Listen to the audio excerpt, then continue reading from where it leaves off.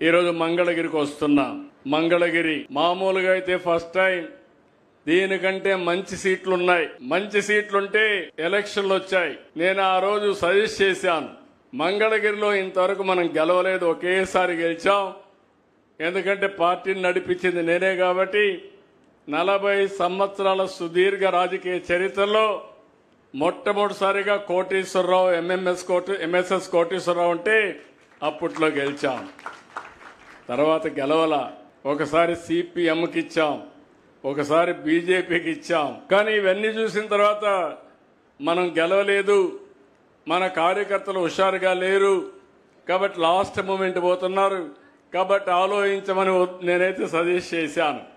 Suggest చేస్తే కాదు నేను ఇక్కడే నిలబడతానని నిర్ణయం తీసుకున్నారు. నేను అలో చేశాను.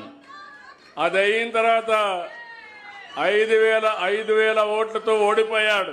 ఓడిపోయినప్పుడు అన్నాడు, నేను ఎక్కడైతే ఓడిపోయానో అక్కడే అద్వితీయంగా గెలవాలి, మంచి మెజార్టీతో గెలవాలని పట్టుదలతో ముందుకు వచ్చాడు.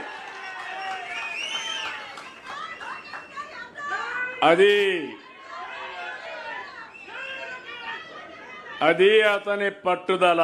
మీలో కూడా సమస్యలున్నాయని పారిపోతే సమస్యలే మనల్ని ఫినిష్ చేస్తాయి. ఏదైనా సరే ఒక్కొక్కసారి కలిసి రాకపోతే కలిసి వచ్చే మార్గాన్ని కసిగా పనిచేయగలిగితే అది సాధ్యమవుతుంది. అది లోకేష్ ఈ నియోజకవర్గం నిలబెట్టాడని చెప్పి కూడా నేను మీకు తెలియజేస్తున్నా.